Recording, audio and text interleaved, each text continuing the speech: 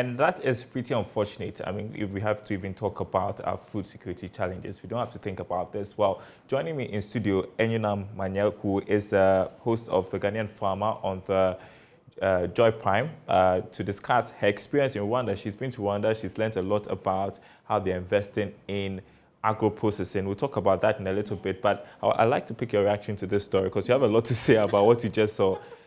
Of course, Darryl. So what I'm saying is that our farmers, they have to start speaking out. They have to probe further when exactly it has to do with things that matters or relate to your sector or your scope of work. So she was just saying she didn't know that 30% of women are supposed to have access to the subsidized fertilizers that comes to the district. So now you know. Let's see if the story will change coming next year. You know, sitting at one place, if you're not proactive, things would always pass you by.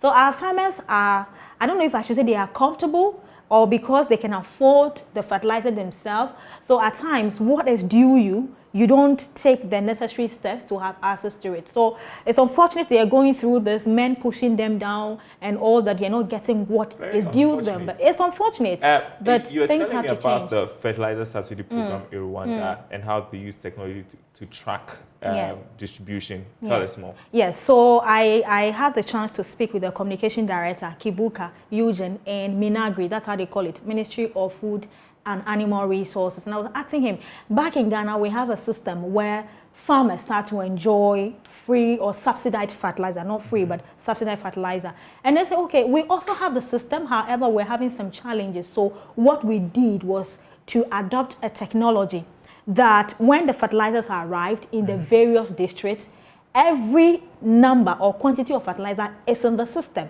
So each and every other farmer who gets a bag or two fertilizer, it keeps recording till the fertilizer is exhausted. So nobody has the chance to pass one back door or pass two back door. So it's about time that we also adapt some systems to keep track. Would that be difficult to implement here in Ghana? I don't think it is, because we have app developers who are here developing apps to help in the development of agriculture. So it's about time we sit down with one of these app developers and find out, this is a system we have.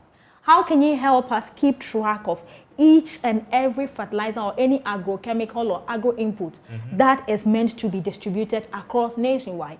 And I'm sure we'll make headway. I think what is missing when it comes to agric in Ghana is a failure to utilize technology to sort of boost production. Exactly. And that is a major failure on our part. But let's talk about your trip to Rwanda. What did you discover, I mean, that you feel that we are lacking here in Ghana? Thank you very much. So the Ghanaian Farmer African Tour was an initiative after we've been in Ghana recording and traveling around for almost 2 years. And the team sat together and we're like, look, we have to go to other parts of the African countries to visit them and understand the system. What are the methods? What are the technology, value addition? What are they doing differently? How can our farmers watch these footages and get to learn? Or probably stakeholders. And so arriving in Rwanda was an eye-opening. First of all, we look at some similarities. What kind of crops do they grow there that we also have here? We have rice, maize, potato, French beans. We have a couple of things in common. Now, we also look at the seasons. Over there, they have 4 seasons. We have 2 seasons. Even here is the southern that have 2. In the northern, we have just 1 season. Now, the question is, after these crops are harvested, what happens? So over there, when the crops are harvested, there's a quantity that is consumed in the local market. Now, there's a chunk, almost 60 to 65% is exported. However, the difference they are making is that these crops or these whatever it is are not exported in a raw state. They add value to it. So I got a chance to interview Gorilla Coffee, the marketing manager, and my question to him was, why does Rwanda seek to be paying attention to value addition? He says, listen, if we export these crops, our coffee and tea, they are major export. If we export it, we might come back with just a $7 per 1 kilo. However, if we add value, we get $10, so $3 difference. And perhaps we will not be proud to produce coffee here in Rwanda, send it to a foreigner to go and add value and bring it back for us to drink. We will not be proud of it. So that is the mindset This is why and they're the point we have made over the years, that we can't keep producing the raw state without adding value. And I don't know why it is difficult for us as a country to start doing that. What else did you learn?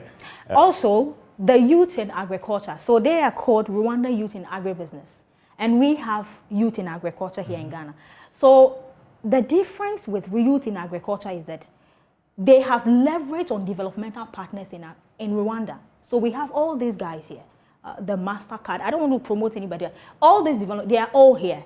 These youth have been connected through the facilitation of the ministry to these people. So they get to know grants that are available, what projects are the grants targeting, what proposals should you write and defend them. So the mini factories that process crops like pumpkin, I'm sure you know pumpkin. Yeah. I saw it in Cape Coast, and all we do is after it's harvested, we get soup and that's it. But over there, you get to see pumpkin cookies, you get to see pumpkin oil, and many other things. Avocado. You only enjoy your wache and your kenke with avocado. But over there, you get to see avocado body cream, avocado cooking oil. So the question I asked myself, how did you come by the funding? And they tell you, listen, we leverage on these developmental partners. We write proposals. We participate in challenge. We do business pitch. So Ghanaian youth, it's about time we stop sitting down, talking to plenty. Government, the truth is government cannot do it all. But can we approach these people and find out what are the grants available? What are they targeting? What's the focus? How can we participate? Because these grants, they don't give you the physical cash. Because listen, Darryl, if the physical cash is given to most Ghanaian youth, the moment you have the money, that's a business idea. It's even different from what I had. Let me change my mind. But what they do is that the funding gets to establish the factory for you. So what you do is that you now form, so there are a lot of cooperative, effective ones for that matter, in Rwanda. So when they harvest the crops, they take it to the factory and sell it. At the end of the day, post-harvest loss is very minimal. Farmers are getting their money to take care of themselves and their family. Everybody is smiling. That is the amazing thing that I have discovered in Rwanda. I have to move on to the next segment, but thank you so much, Enyona Manya, for this. I'm sure you're going to document everything that you've discovered on your show, The Ghanaian Farmer. It's on Joy Prime. Of course. Every Monday, 1:30, you should tune into Joy Prime and learn about agriculture. You'll be inspired and empowered to take a journey in this landscape. You're doing a great job. Thank you very much, Enyona.